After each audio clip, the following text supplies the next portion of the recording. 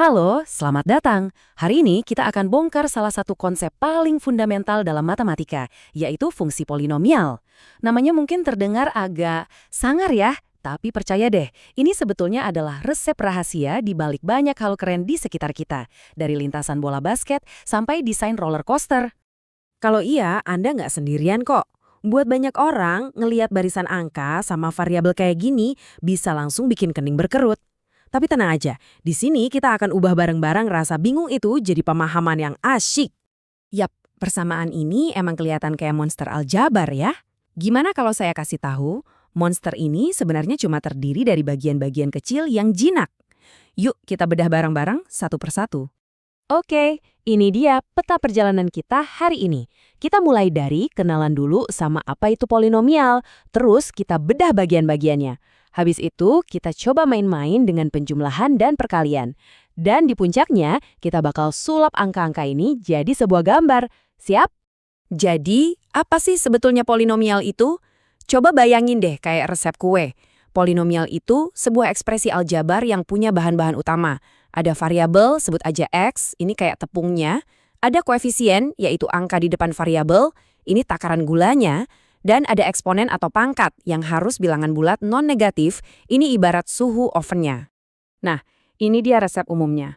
Kelihatannya kayak kode rahasia ya, tapi intinya simple. PX itu cuma namanya. X itu variabelnya, A itu koefisiennya, dan N itu pangkatnya. Ini cuma cara matematikawan menuliskan aturan mainnya secara ringkas. Sekarang kita coba jadi detektif matematika. Kita akan pecah monster yang tadi itu jadi komponen-komponen yang lebih gampang dikenali. Begitu kita paham bagian-bagian ini, dijamin deh, Anda bisa membaca polinomial apapun dengan lebih percaya diri. Oke, ini ibarat KTP-nya polinomial. Ada 4 hal penting. Pertama, derajat. Ini pangkat paling tinggi, yang menentukan seberapa kompleks bentuk kurvanya nanti. Kedua, suku utama. Ini dia bintang utamanya, suku yang paling dominan. Ketiga, koefisien utama, angka di depan si bintang utama. Dan terakhir, konstanta, suku yang jomblo, alias nggak punya variabel X. Yuk kita terapkan ke contoh kita tadi. Lihat tabel ini, pangkat paling tinggi di sana berapa? 6 kan? Nah, berarti derajatnya 6. Suku yang punya pangkat 6 itu 7x pangkat 6, itulah suku utamanya. Angka di depannya, yaitu 7, jadi koefisien utama. Terus lihat di paling belakang, ada angka min 4 yang sendirian. Itulah konstantanya. Gampang kan?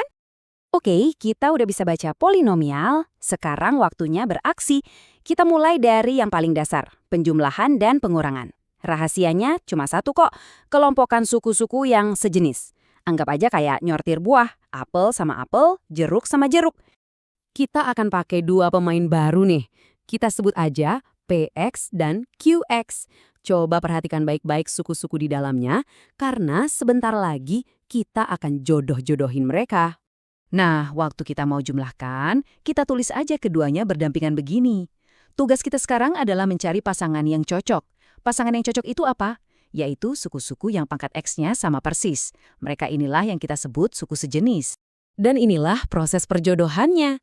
Lihat, kita kumpulkan yang pangkat 3 dengan pangkat 3, yang pangkat 2 dengan pangkat 2, dan seterusnya.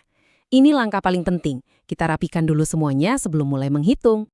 Dan setelah setiap kelompok kita hitung koefisiennya, tara, ini dia hasilnya. Jauh lebih simpel dan rapi kan? Inilah bentuk sederhana dari PX ditambah QX. Baik, penjumlahan sudah kita taklukkan. Sekarang, kita naik level sedikit ke perkalian. Aturannya agak beda, tapi kuncinya tetap sama, rapi dan terorganisir. Prinsip perkalian polinomial itu bisa kita sebut prinsip keadilan.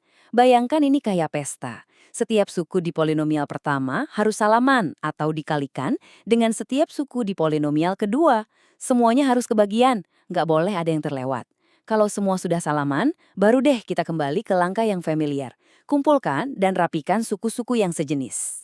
Biar kebayang, kita coba lihat beberapa salaman pertama. Suku pertama PX, yaitu X pangkat 4, salaman sama suku pertama QX, yaitu 4X pangkat 3. Ingat aturan pangkat ya, kalau dikali pangkatnya ditambah. Jadi hasilnya 4X pangkat 7. Terus X pangkat 4 salaman lagi sama 8X kuadrat, hasilnya 8X pangkat 6. Proses ini kita ulang terus sampai semuanya kebagian. Nah, setelah semua proses salaman selesai, dan kita rapikan lagi hasilnya dengan menjumlahkan suku-suku yang sejenis, kita bakal dapat jawaban akhir yang ini. Iya, saya tahu ini kelihatan panjang banget. Tapi ingat, ini semua cuma hasil dari langkah-langkah kecil yang kita lakukan secara teliti dan teratur. Oke, kita udah jago nih ngitung-ngitung simbol. Tapi, sebenarnya apa sih wujud dari semua ini?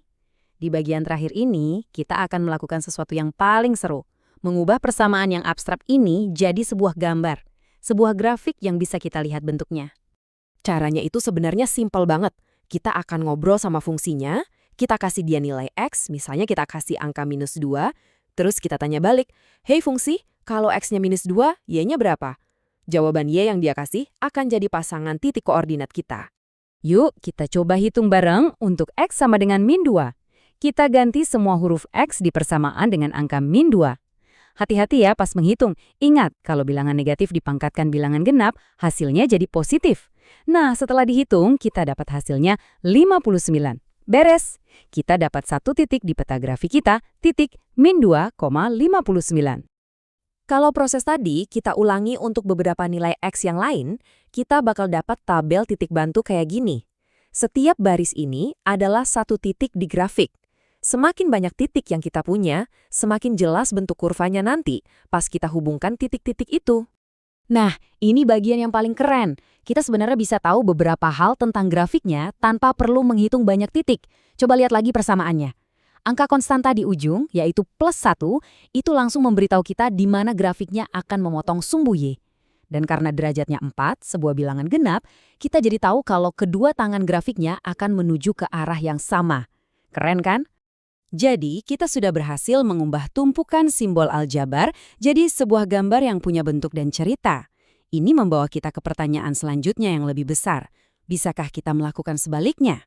Kalau kita lihat sebuah kurva di dunia nyata, misalnya lintasan komet, bisakah kita menemukan persamaan yang melukis kurva itu? Nah, disitulah letak kekuatan sesungguhnya dari polinomial.